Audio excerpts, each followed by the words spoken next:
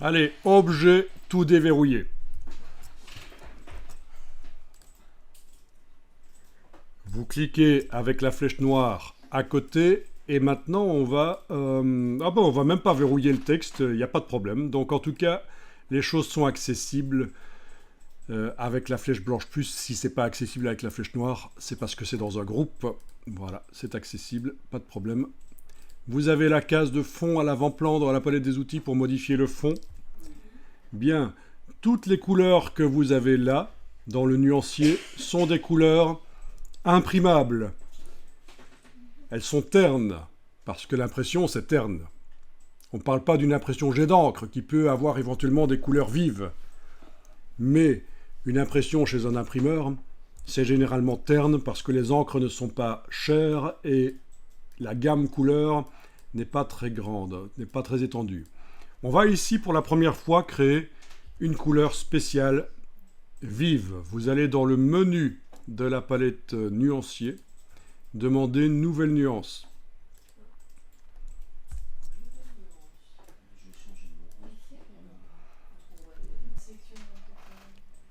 Il faut peut-être avoir sélectionné auparavant un objet qui a une couleur de fond, avec la flèche blanche plus.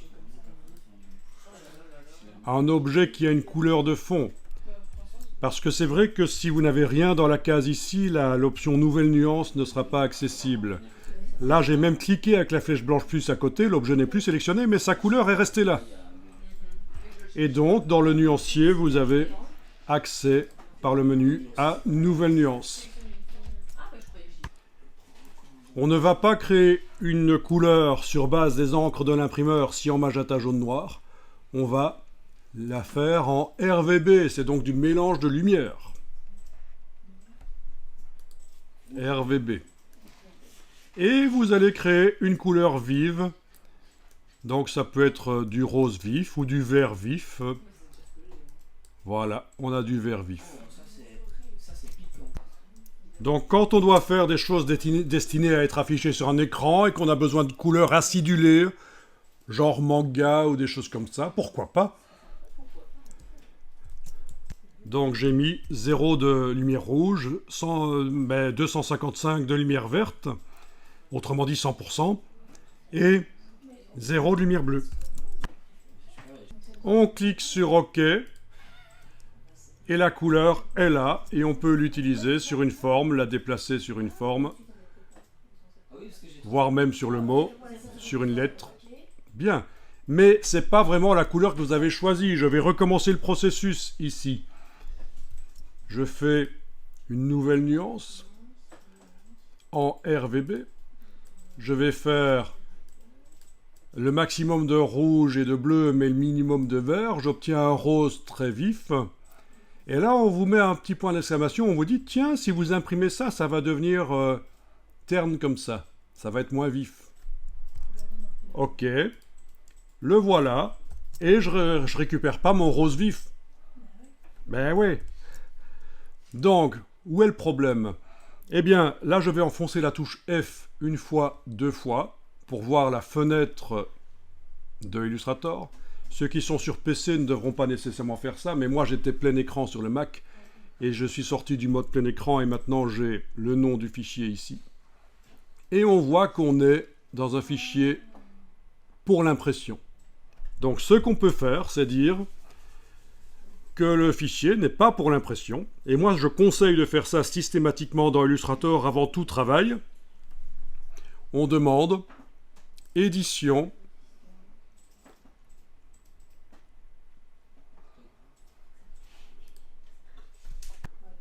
Non, pas édition. Fichier. Enfin, vous m'enduisez dans l'erreur. Alors, je me suis enduit moi-même. Arrêtez un peu. Fichier, mode colorimétrique du document. Et on choisit couleur RVB. Oh, ça a changé. Et à partir de là, quand vous créez une couleur, d'ailleurs on peut même modifier celles qui sont là, en n'ayant aucun objet activé, je vais double-cliquer sur la couleur. Et je vais mettre du vert vif. OK. Le voilà. L'autre, je double-clique sur elle aussi. Je vais mettre du rose vif. Je suis évidemment dans les extrêmes ici pour la démonstration. Ça ne veut pas dire que quand on fait une image RVB, il faut systématiquement mettre de la couleur vive. En tout cas, voilà. On va pouvoir mettre ça. Et donc voilà. Fichier mode colorimétrique du document couleur RVB vous permettra de mettre beaucoup plus de couleurs. Et je trouve que quand on n'est pas limité à une gamme couleur, on est beaucoup plus créatif et c'est plus facile d'être créatif que quand on est limité à une gamme couleur. Si vous voulez, vous pouvez même aller dans le bas à gauche du nuancier, dans la palette nuancier, le bas à gauche, la bibliothèque, et vous allez trouver quelque chose qui s'appelle nuancier par défaut. Et vous pouvez même aller chercher un nuancier RVB. Et là, vous avez un nuancier avec des... En fait, c'est les mêmes couleurs que le nuancier du document. C'est les mêmes couleurs, à peu près quand même. Sauf qu'il y en a des plus vives d'office, parce que c'est du RVB.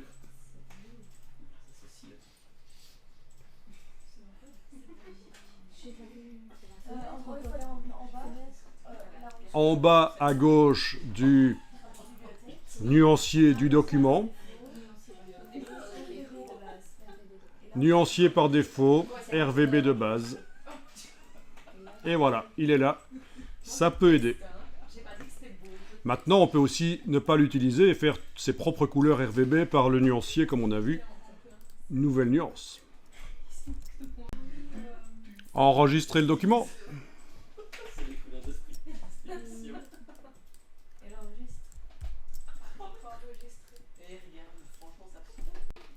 Alors, on va dupliquer le plan de travail.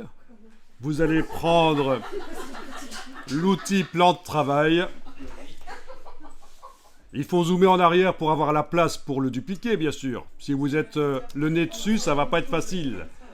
Donc, zoomez en arrière. Avec l'outil plan de travail et la touche Alt, vous dupliquez. Et voilà, on va travailler sur cette version-là. Ah tiens, finalement, je retrouve le mot que j'avais mis sur le côté tout à l'heure. Waouh. Ok. Sélectionnez tout. Englobez. Faites pas un commande A parce que ça sélectionnerait tout ce qu'il y a sur les autres plans de travail aussi. C'est pas ce qu'on veut. C'est vraiment englober avec la flèche noire ici. Alors, dans le nuancier, on va aller chercher des groupes de couleurs.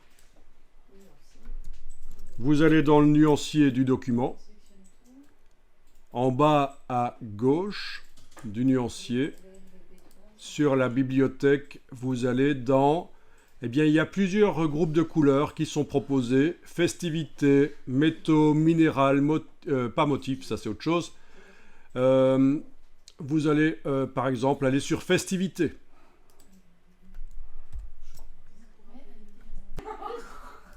Donc le voilà. Je peux l'agrandir pour voir la totalité, évidemment. Faut surtout pas faire comme certains font, jouer sur l'ascenseur ici, c'est foireux. Il faut agrandir la palette.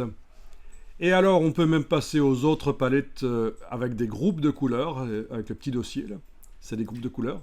Voilà, je suis à affiche russe. Voilà, antique, baroque. Mais c'est suivant ce qu'on veut faire. Bon, je vais aller dans Festivités, finalement. Et alors, je vais cliquer sur, par exemple, celui-là, qui est bien grand. Je clique sur lui.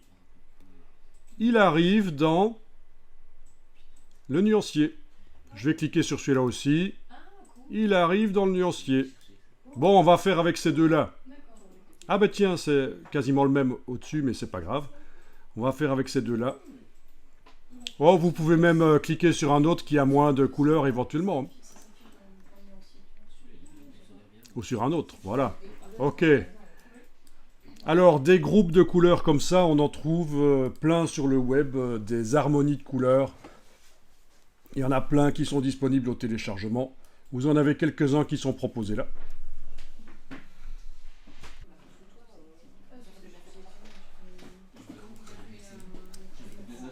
Donc, ce que vous allez faire ici, c'est en ayant tous les objets qui sont sélectionnés, vous allez dans le menu Fichier.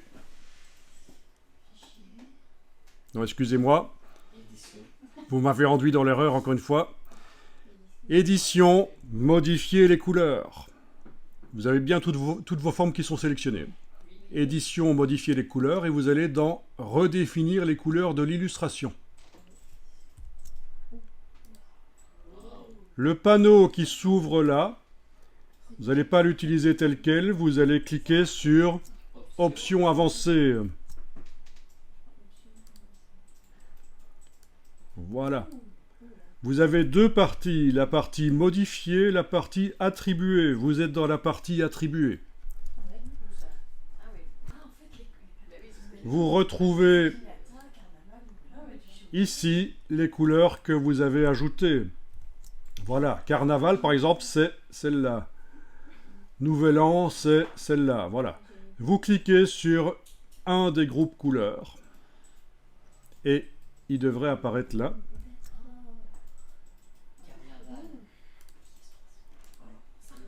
D'accord? Par exemple, voilà, je prends Carnaval.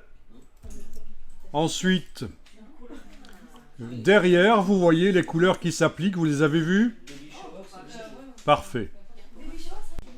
Donc, ceci peut vous servir à attribuer des couleurs à votre illustration, en tout cas, ou une partie de l'illustration qui serait sélectionnée, et pas le reste de l'illustration qui n'est pas sélectionnée.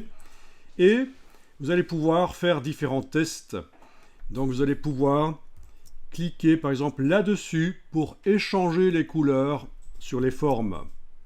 À chaque fois que vous cliquez, ça change les couleurs sur les formes. Si vous voyez quelque chose qui vous plaît, surtout n'espérez pas le revoir si vous continuez à cliquer, parce qu'il y a tellement de combinaisons possibles. Si vous voyez quelque chose qui vous plaît, il va falloir cliquer sur le dossier ici, nouveau groupe de couleurs. Et ça va stocker.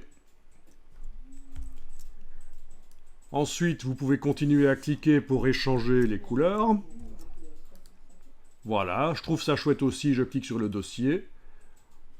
Ensuite, si vous passez d'un des groupes couleurs que vous avez enregistré à l'autre, vous avez la première et la deuxième version que vous aviez trouvées. Vous pouvez cliquer OK et voilà. Vous allez prendre l'outil plan de travail et avec la touche Alt, dupliquer ça. Et on va continuer le test là-dessus. Ensuite, avec la flèche noire, vous englobez les objets de ce plan de travail. Peut-être qu'il y en a un que vous n'intégrez pas parce que vous trouvez que la couleur, il ne faut pas la changer. Pourquoi pas? Avec la touche majuscule, vous pourriez dire, tiens, non, il faudrait avec la flèche blanche plus alors le faire. Voilà.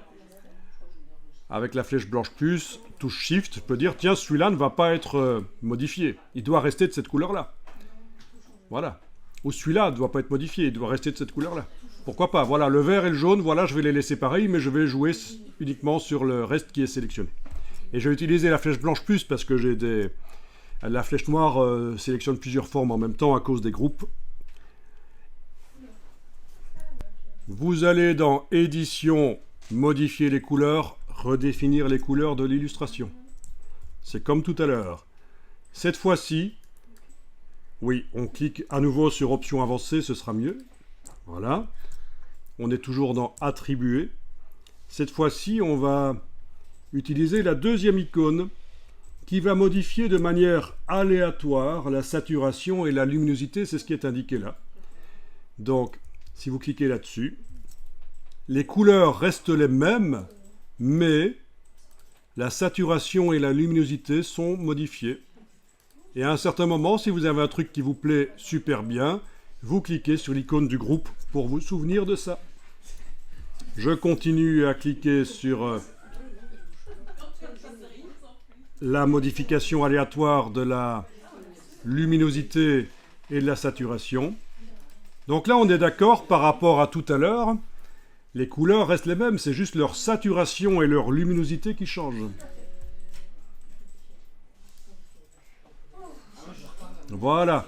Ensuite, vous allez pouvoir passer d'un des groupes à l'autre que vous avez mémorisé pour passer en revue les 3 options et décider, tiens, quelle est la meilleure.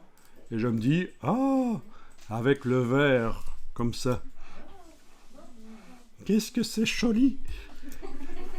Je clique sur OK et c'est bon.